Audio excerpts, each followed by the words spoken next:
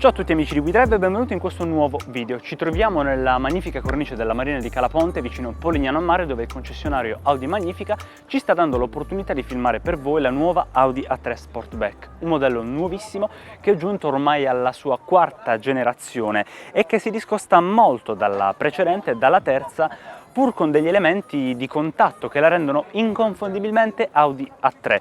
Possiamo notarlo già dal frontale che sì, è simile a quello della precedente generazione. La presentazione di quest'auto doveva avvenire al Salone di Ginevra di quest'anno, che purtroppo causa lockdown è stato cancellato. Abbiamo saputo che anche purtroppo quello dell'anno prossimo è stato annullato, quindi chissà se torneremo a vederle dal vivo, ma possiamo vederla qui oggi in questa cornice favolosa.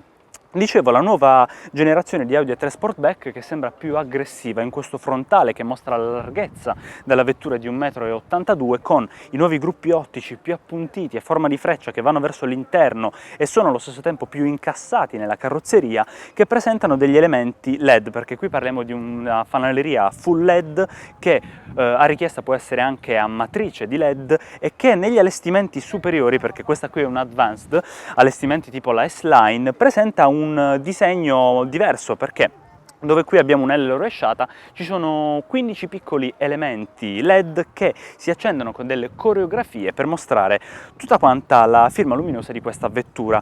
Più grande è anche la griglia frontale, sempre griglia esagonale che è stata allargata e va molto più verso il basso, chiaramente non come la nuova BMW Serie 4, ma devo dire che è molto elegante. Passando però alla vista laterale ci rendiamo conto di quanto la vettura assomigli di molto alla terza generazione. Infatti, come potete vedere, le proporzioni e anche, se vogliamo, un po' il design della vettura è rimasto simile alla generazione precedente, con delle novità. La piattaforma è sempre la MQB Evo, quella condivisa anche con la nuova Golf 8 e la nuova Seat Leon, e ci sono degli elementi molto caratteristici come questa linea di cintura che corre per tutta quanta la vettura, è molto più pronunciata di prima e finisce sul gruppo ottico posteriore, e abbiamo anche dei nuovi disegni per quanto riguarda i cerchioni, che adesso hanno dei diametri da 16 a 19 pollici. La lunghezza della vettura infine è stata aumentata e raggiunge i 4,34 m.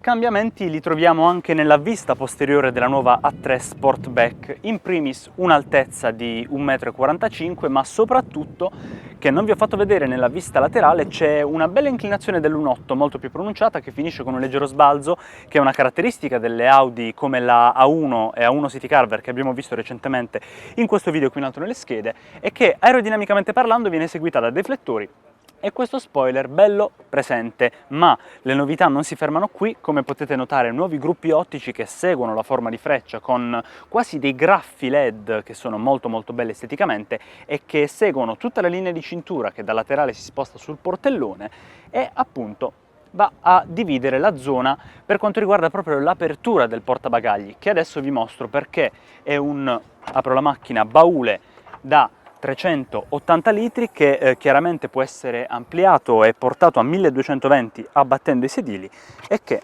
dispone anche di un doppio fondo con la ruota di scorta. Adesso però è il momento di andare all'interno.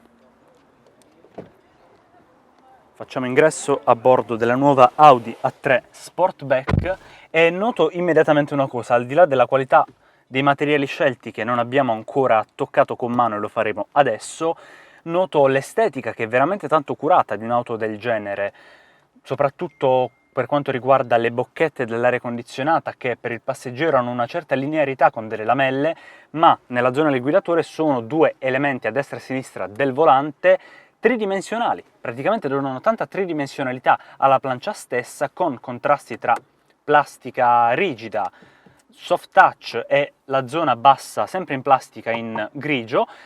E anche la tridimensionalità è data dalla zona della console centrale, con lo schermo da 10,1 pollici touchscreen con il sistema MMI e i vari pulsanti dedicati al clima e quindi al controllo dell'aria condizionata.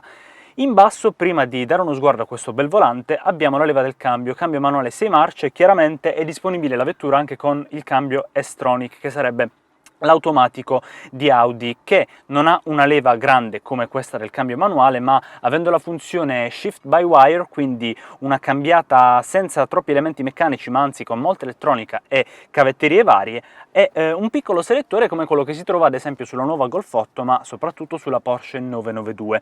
Tanti spazi per quanto riguarda il riporre lo smartphone con la piattaforma di ricarica wireless. Tra l'altro qui davanti abbiamo una presa USB-A e una USB-C, due cup holder, il pulsante per lo stazionamento elettronico e una presa a 12 volt. Tra l'altro qui sotto c'è anche un piccolo pozzetto sotto il fondamentale poggiabraccio, ma ciò che vogliamo vedere tutti è la zona dedicata al guidatore, perché un'auto che ha un look così aggressivo vuole essere anche guidata. Abbiamo un volante perfettamente circolare a 3 razze con i pulsanti dedicati ai media e alla cruise control, che si trovano tutto intorno anche con i satelliti, e la razza inferiore è divisa in due con pelle, un elemento cromato e un elemento in gloss black. Il gloss black tra l'altro che si ritrova anche nella cornice dello schermo. C'è un altro schermo però dietro il volante, uno schermo sempre digitale. Per la strumentazione abbiamo una versione standard da 10,1 pollici, ma c'è disponibile come optional il Virtual Cockpit da 12,3. È arrivato il momento di parlare un po' dei materiali di questa Audi A3 Sportback. Per quanto riguarda i tessuti dei sedili non ho veramente niente da dire, sono anch'essi ben scelti secondo me per il segmento, abbastanza contenitivi. Peccato per qualche plastica qua e là, come ad esempio per il pannello porta che mischia soft touch, alluminio e plastica per la maniglia, ma mi piace molto il design perché ha sempre questa forma un po' ad artiglio, un po' a freccia, che riprende anche la fanalleria anteriore e posteriore, quindi brava Audi per questo design. Cos'altro dire? Ci sono due elementi interessanti per quanto riguarda il tunnel centrale. Abbiamo un pulsante di start engine stop, quindi un pulsante per l'accensione, qui non abbiamo la chiave, e anche un pulsante per il controllo dell'audio, quindi di tutta l'interfaccia media della vettura, per ascoltare, per dirci, la musica e anche la radio. Questo pulsante qui non è un pulsante normale quanto un pulsante touch, quindi con lo sfioramento possiamo andare a controllare i media della vettura. Bene, manca solo una cosa, l'abitabilità posteriore. Test dei test, l'abitabilità posteriore. Scusate la mia mancanza di grazia nell'ingresso a bordo. Ingresso a bordo che magari non è esattamente troppo confortevole per la testa, perché devo dire il tetto è basso, il finestrino è un po' stretto e leggermente claustrofobico, ma è l'unica cosa claustrofobica di questa parte posteriore, perché sul divanetto, ragazzi, sto molto comodo. Ho lasciato il sedile anteriore nella mia posizione da passeggero, le mie gambe non toccano, c'è anche la conformazione in plastica rigida, magari sarebbe stato meglio avere una retina anche per contenere riviste o quant'altro, ma devo dire che dona tanto spazio a chi sta seduto dietro. Per darvi un attimo di contesto, sono alto 1,85 e non ho qualsivoglia problema, ma ciò che mi colpisce maggiormente è la seduta e lo schienale, molto avvolgenti, molto comodi per essere parte di un divanetto posteriore, e guardate un po', c'è proprio una bella rientranza che avvolge ed è molto contenitiva nelle curve. Altri punti molto a favore della zona posteriore: abbiamo un bracciolo, per me è fondamentale anche da passeggero posteriore, con due portabicchieri, comodissimo, e nel bracciolo anteriore, nella parte di dietro, abbiamo due bocchette separate per i passeggeri, due prese USB-C e anche l'aria condizionata per le gambe e i piedi di chi siede dietro, fondamentale. Unica pecca? Devo dire che la presenza del terzo posto sì aiuta l'auto ad essere omologata per 3 passeggeri posteriori, ma complice il tunnel centrale un po' troppo alto, devo dire che secondo me rende le cose un po' difficili. Ma adesso parliamo dei propulsori disponibili sul mercato per la nuova Audi A3 Sportback. Abbiamo dei benzina 30 e 35 TFSI, quindi il primo un 1.3 cilindri benzina da 110 cavalli, il secondo un 1.500 4 cilindri da 150, ma anche delle motorizzazioni diesel, quindi 30 e 35 TDI. Il primo è un 2.004 cilindri da 115 cavalli e il secondo un 2.004 cilindri da 150. Ma le motorizzazioni non si fermano qui, perché c'è il lancio anche dell'ibrido. È infatti offerta la Audi A3 Sportback Mild Hybrid, sempre con il motore 35 TFSI, abbinato ad un sistema 48 volt che offre 12 cavalli in più e varie agevolazioni per quanto riguarda la coppia della vettura e le ripartenze al semaforo. Tra l'altro l'auto può essere scelta con un cambio 6 marce manuale o, come anticipato, con l'S-Tronic, quindi il doppia frizione a 7 rapporti, e in arrivo in futuro ci saranno le versioni 4, perché questa di cui stiamo parlando è una trazione anteriore.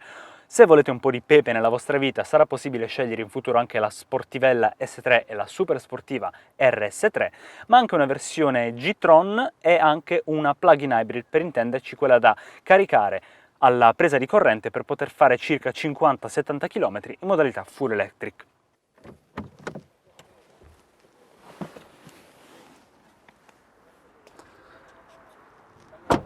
Infine i prezzi, perché la nuova Audi A3 Sportback parte con la versione 30 TFSI da 27.950 euro. Se però siete stati attenti sul nostro canale, e se non l'avete fatto qui c'è il link in alto nelle schede, abbiamo configurato nella nostra serie il configuratore questa nuova Audi A3 Sportback e vi dico subito, non è stato difficile per nulla salire di molto sopra i 50.000 euro. Però quella era una configurazione praticamente da sogno, quindi vi consigliamo di andare a vedere particolareggiatamente il video. Prima di salutarci, cosa dovete fare per essere aggiornati con i nostri prossimi contenuti? Beh, in primis, se questo video vi è piaciuto lasciateci un bel like, ma non dimenticate anche di iscrivervi al nostro canale, di cliccare sul campanello per ricevere le notifiche, di farci sapere qui sotto nei commenti i vostri pensieri riguardo la nuova Audi A3 Sportback e fateceli sapere anche se vi va, se lo trovate più comodo, nei nostri messaggi diretti di Facebook e Instagram. Da ultimo, non perdetevi l'articolo completo su wedrive.tv.